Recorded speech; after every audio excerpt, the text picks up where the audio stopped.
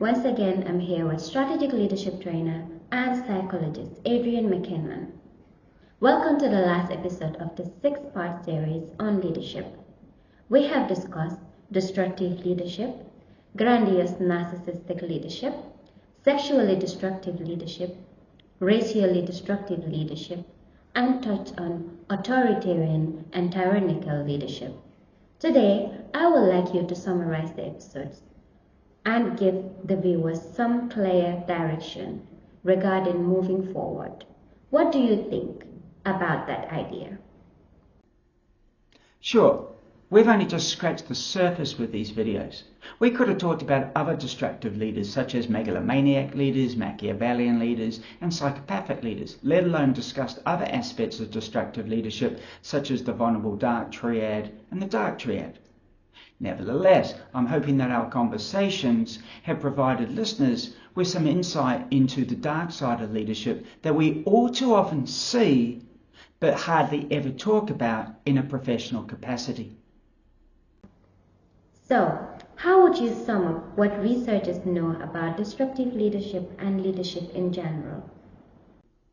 Here's 4 conclusions. First, leadership is very complex.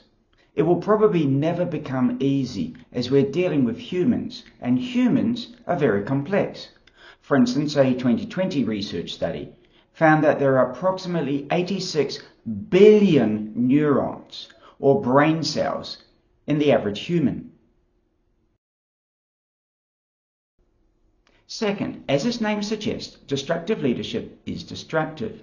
It's easy to lose sight of that simple fact when discussing destructive leadership. Hence, it's useful to remember that there are other leadership styles, such as authentic leaders, employee-centered leaders, and ethical leaders, who have a better positive to negative impact ratio than destructive leaders. Third, research has not singled out any one best leadership model. Some are better in some situations and others in certain specific times. Fourth, a currently in vogue approach is to flexibly use the appropriate leadership model according to the circumstances. Dean Veller likens that to chefs choosing a knife based on what is needed at the time. You are saying that leaders should use the leadership styles that meet the conditions, needs, and goals of the organization. Building on that, what else would you emphasize? Leaders should participate in critical self-reflection. Ideally, leaders should spend a lot of time reading leadership research, discussing the findings with others, and then working out a way to use the information in a way that works for their situation. The key is being willing to challenge your leadership behaviours and your need to change. This willingness requires courage. Successful self-reflection is most likely when you use an outside expert, such as a performance psychologist, who can challenge you effectively. Let me give you an example.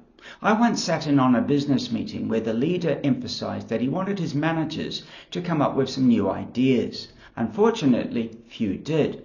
One of the reasons why was because no sooner had a manager come up with an idea than the leader shot it down. Although I had trained many of his managers, the leader had not done a single session with me. If he had participated in some critical self-evaluation, he may have improved his leadership skills and therefore the company may have made more money. Interesting. I'm surprised because we are halfway through the final episode and you have not yet mentioned your phenomenal leadership pyramid. Could you please tell us what it is? Near the end of my 2-day leadership course, I help my clients summarize the information so they can become better leaders. My phenomenal leadership pyramid is simply my attempt at what I'm trying to encourage my clients to do. In other words, it's my arrangement of the best advice from the leadership research onto one page so that I can quickly remember all these leadership principles.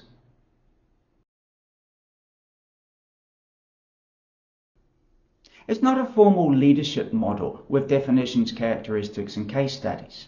Nevertheless, Some leaders use my pyramid, and others have personalized it by tweaking various aspects of it. The key is for every client to have created their own personal leadership plan by the end of the course.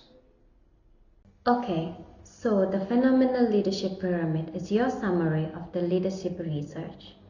Could you please tell us more about it? My Phenomenal Leadership Pyramid has 3 levels. At the bottom are specific tips, in the middle are semi-global tips, and at the top is a global philosophy and a global constructive model.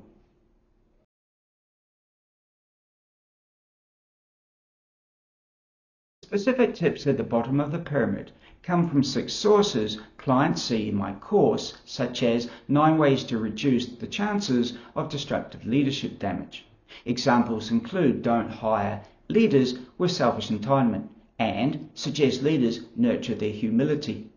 Including subpoints, there are 62 specific tips. Hence, once a month, you might like to spend a few minutes reminding yourself of them. Okay, there are 62 specific tips at the bottom of the pyramid. What are the semi-global tips? I adapted 5 suggestions from Human Synergistics 2018 article entitled 5 Ways to Become a Constructive Leader. Examples include motivate people to be creative at work and experiment with innovative solutions. If leaders followed all 5 semi-global tips, the results would be amazing. And what is at the top of the pyramid? At the top is both a global philosophy and a global constructive model. The 2-part global philosophy encompasses creating a healthy work environment and inspiring your team members by setting an excellent example. The global constructive model advocates leaders using pro-subordinate behaviours such as giving praise, along with pro-organisation behaviours such as achieving their organisation's goals. We are down to the last question in the last episode. What final thoughts would you like to leave with us? I like Canadian author Robin Sharma's advice. He recommends you should model the behaviour you wish more people would display. Lead first. Let's reinforce his words with some of the best words from the king of pop, Michael Jackson. Michael sang, I'm starting with the man in the mirror. I'm asking him to change his ways. And no message could have been any clearer. If you want to make the world a better place, take a look at yourself and then make a change.